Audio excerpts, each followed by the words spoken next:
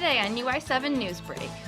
Undocumented U of I students are fighting for a state law that would allow access to financial aid.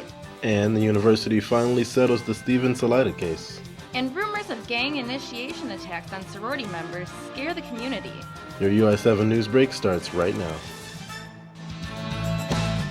From the Richmond Journalism Teaching Studio at the University of Illinois campus, this is your UI7 Newsbreak, your U of I news source. Hello, welcome to UI7 Newsbreak. I'm Gianna Marzetta. And I'm Jimmie Jackson. Race relations on campus were brought to the Student Senate's attention last week, where students called for new class requirements. Students of all backgrounds packed the Illini Union Pine Lounge to push for more U.S. minority education. Illinois Student Senator Ron Lewis mobilized African American and Latino groups to attend the meeting. Students from all walks of life shared their stories about the isolation and judgment they feel. The new curriculum would require each student to take a Western cultures class, a non-Western course, and a U.S. minority course to graduate. Members of the student body stood at the front of the room asking for a more inclusive environment and more understanding from all. The Student Senate will vote on the initiative this week. U of I students have formed a coalition to promote the advancement of a bill. Jessica Ramos has more on the story. The bill would provide financial aid for undocumented students that receive little to none. This would make it possible for more undocumented students to attend college. Jaime Nolasco is a typical student in many ways, but one. He is undocumented. The passing of the Access Bill would directly affect him. He became involved with CASE, or the Coalition for Accessible Scholarships for Everyone, to gain support for the bill to pass. It was a struggle for me to even receive support on how to apply to colleges. There was no scholarships for me. There is no financial aid that I receive even from the University of Illinois. The bill would provide access to financial aid for undocumented students at public four-year universities. The aid would be in the form of grants, scholarships, and federal loans. The bill was rejected the first time it was proposed because it included access to the math grant. Senior Vishal Desauer has been actively involved in lobbying for the bill. As an undocumented student, he knows the implications of it passing.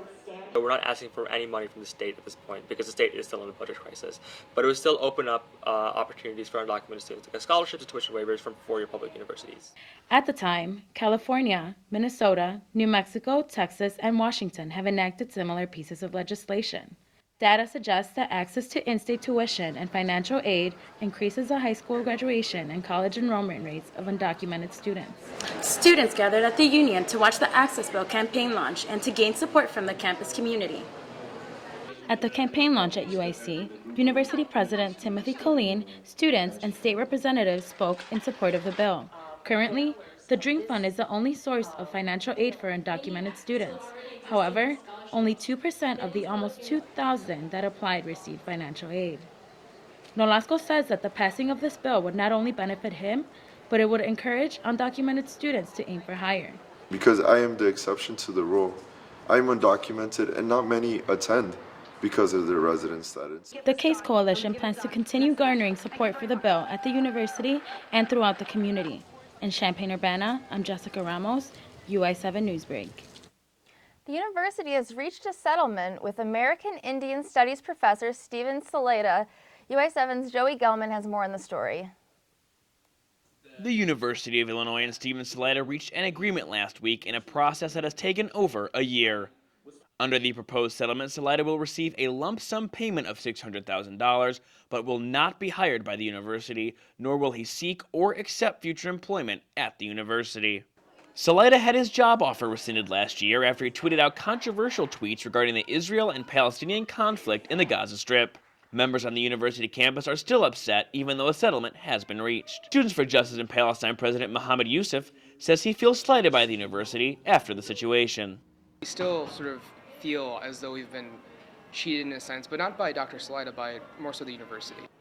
It was here last year where the University of Illinois Board of Trustees confirmed their stance not to appoint Stephen Salida to the faculty, and while the university settled with Dr. Salida this week, the process is still unfinished. Associate Chancellor for Public Affairs Robin Kaler knows the hurdles that lie ahead for the U of I. As you probably know, the AAUP has censured the university. This is a first step in getting ourselves removed from that censure list, but it's not the last. Yusuf understands the effects of the AAUP censure and how it means that the university has been deemed an academically unsafe environment. The statement continues the case for academic freedom on college campuses, and Yusuf is worried for what other types of speech could be silenced after the U of I's reaction to Salida. Academic freedom is being sort of censored in this very specific context with Dr. Salida and the Palestinian conflict. That leaves it completely open for us to censor people who speak out against racism, speak out against sexism, speak out against all these sort of forms of oppression. This process in total has already cost over $2 million, and Yusuf wants to make sure people understand that a safe space on campus does not necessarily mean comfort. In Champaign-Urbana, Joey Gelman, UI7 Newsbreak. Gang initiation rumors are making sorority members scared to wear their letters on campus. Myths say that women are in danger of being kidnapped if seen in their letters. Mia Rose uncovered the story. Sorority women proudly sport their letters on campus, but not this week. Rumors on social media state that gang initiation is targeting sorority members.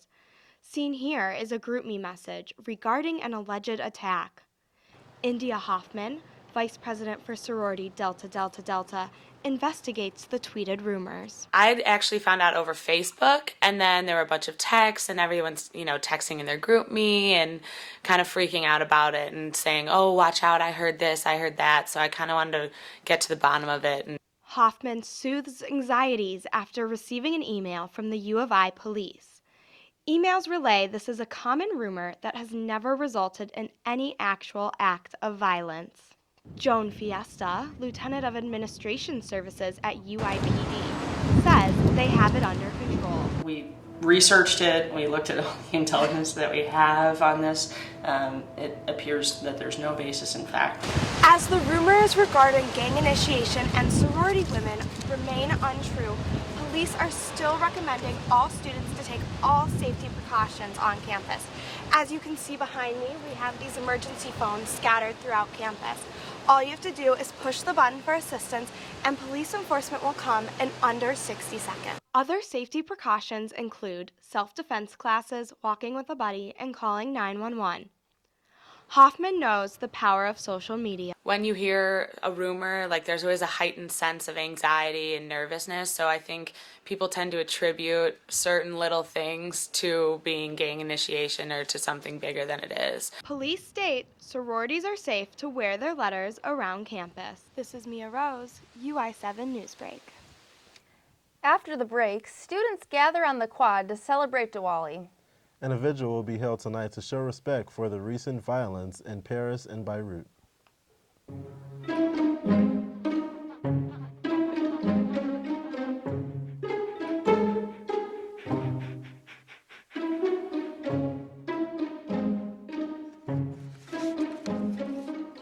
Oh, sweetheart. Gonna give you a hand?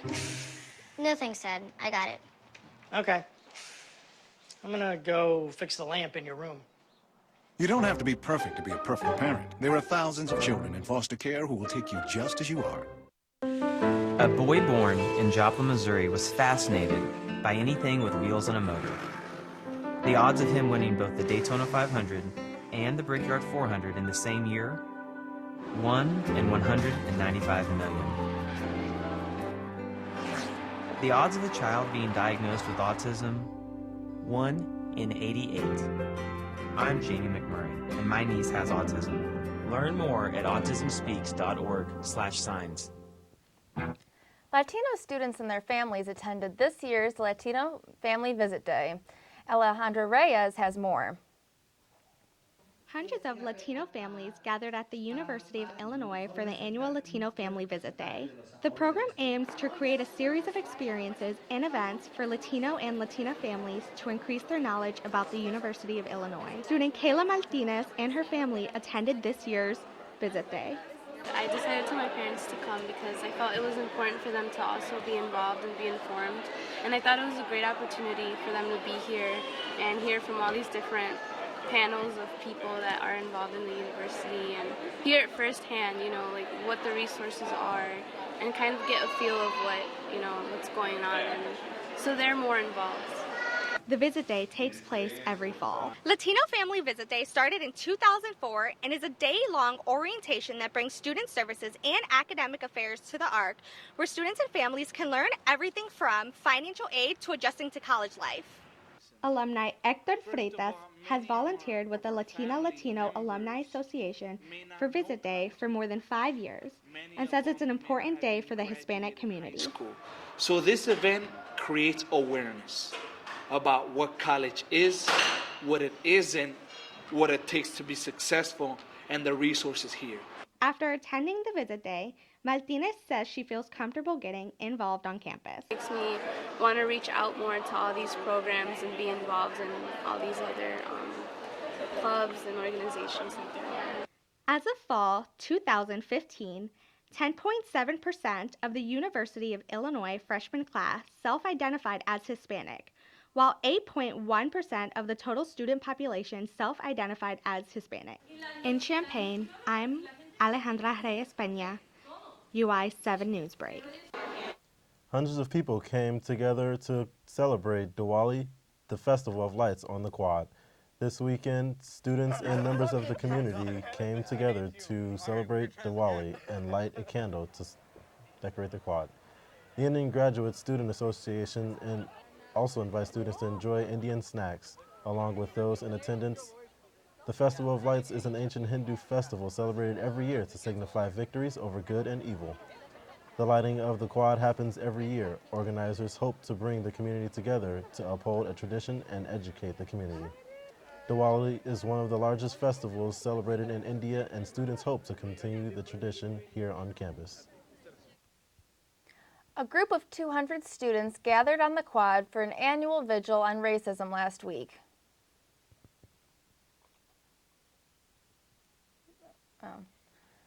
Students of color shared personal experiences dealing with racism, discrimination, and microaggressions at the University of Illinois and surrounding areas.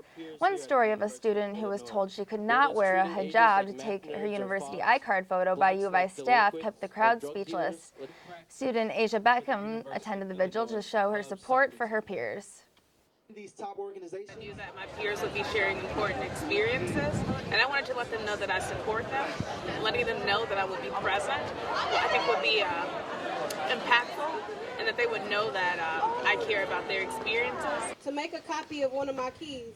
The vigil was sponsored by the Alpha Phi Alphas, Allies for Racial Justice, 100 Strong, and more. The push to defeat ISIS is intensifying after last Friday's massacre in Paris. UI7's Claire Lavazorio has more on what actions are being taken. It's been less than a week since the Paris attacks killed 129 people, and France is already taking action. The fight against ISIS is full-fledged and intensifying. French warplanes delivered a third day of airstrikes to the militant group's power hold in Raqqa, Syria. France has urged Russia and the United States to join forces to combat ISIS. U.S. Secretary of State John Kerry is currently in Paris discussing plans with the French government. Kerry says no attacks carried out by ISIS will be tolerated by the U.S. No, this is not normal. It will not be normal. It will not become normal. This is an aberration. French authorities are still hunting for the eighth man responsible for Friday's attack, Salah Abdeslam. 128 new raids have been carried out, and over 115,000 law enforcement officials have been mobilized as the fight continues.